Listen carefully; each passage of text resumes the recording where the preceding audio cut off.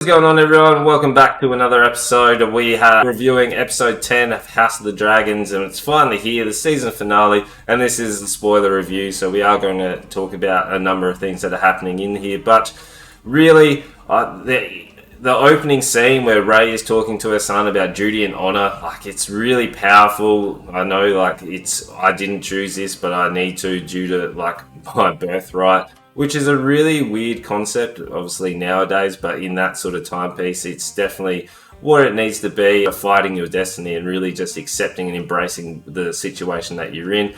But there's so many things happening here. We do get, obviously, a bit of, slice of life for Rhaenyra and Daemon, so we get to see them living their lives, where Rhaenys has obviously come back and she's flown out. I really didn't like her explanation in terms of why she didn't sort of end Alicent's line there, and she could have stopped this whole war that is obviously going to be coming, where it wasn't her role or choice to be able to start this war, but she could have just ended this all. She was like, okay, this is the honor and loyalty to the family that she's to her house, but she could have just ended it. If she did have that loyalty, she probably should have just got rid of Aegon and obviously Alicent as well, and just sort of ended this whole bloodshed where she's sort of sacrificing, I guess, 10 people for the thousands that are going to die in this massive battle.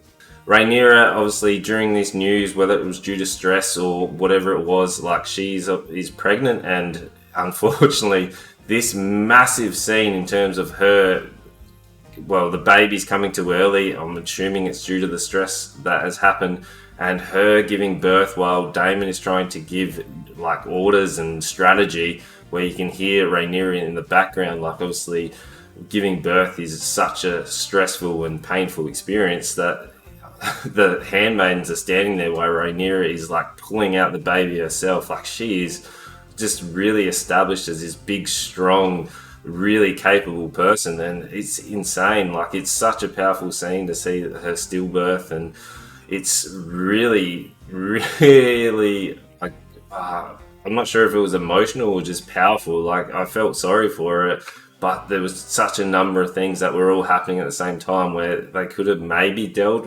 into that a little bit more, but they sort of, once that scene was done, they just kept powering forward. There was lots to get through, where Otto comes in, and the interaction between Otto and Daemon on the actual bridge, in terms of Otto is telling him that Aemon is now sort of established and this is what's going to happen, you need to swear loyalty, and is offering them to be able to take a number of minor roles where they don't want the minor roles, they want to rule all, and we know where this is coming. We know there's going to be a massive war, and he wants to only give his message to Rhaenyra, and then Rhaenyra comes flying in on her dragon. Such a cool scene, such good cinematography. Her flying in is really awesome. It's just really captivating, and her coming in and demanding what is rightfully hers, so good. And Daemon is obviously the Daemon scene where he's getting people to swear loyalty, and it's you're either swearing new oath to us or you're going to die. And the dragon coming over, really powerful, really sort of, you need to pick a side, and if you don't pick the right side, you're going to die. There's so many things that are really escalating in terms of where this is going to go for season 2. But what we really need to focus on, and I've been waiting for this conflict resolution. So Rhaenyra needs to send messages, and she's bringing in her sons, and Luke is obviously off, and he needs to go deliver a message to one of the surrounding areas, and he's flying his dragon. We do get a lot more scenes with dragons because we're going to get a lot more dragon battles.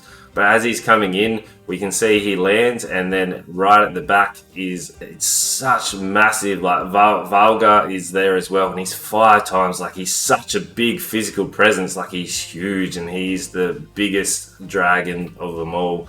And Aemon is there, he's already there, we can see that, and the confrontation in between Luke and Aemon is awesome. Obviously, after Luke gives his message in terms of, I'm just passing on a message, I can't offer you anything, and then they're like, well, Aemon's offered a hand in marriage to be able to further my station, what do you got? And he's like, I will not have bloodshed. But Aemon is really after retribution for obviously his eye. He's like, you either give me an eye or all your life, and this is where it's going.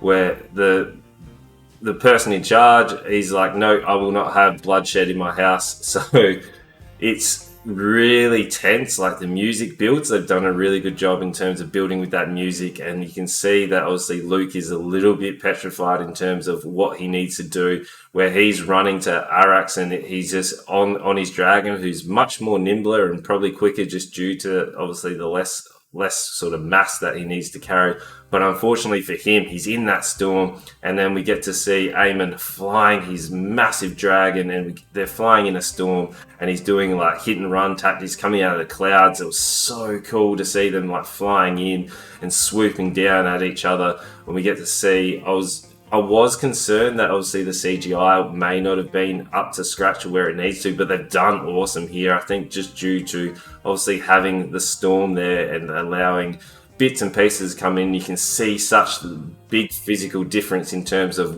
what each dragon is, where if it was a clear day, Arax may be able to fly out and avoid Varax, but as he comes out and he just chomps him and he just leaves the pieces, and we get like the look back of Aemon looking at what he's done, and he's just the bits and pieces floating down. And unfortunately Luke has obviously met his unfortunate end, where he's not going to survive the fall, or if he got chomped, he's unfortunately he's done for. Where we've just then faded to black and we're straight to Rhaenyra getting the message of obviously Luke unfortunately passing, and the turnaround look to see, all right, now we're coming into the massive war that we know is coming. Such a good, powerful scene to see, all right, now we are settled in and there is going to be no mercy whatsoever.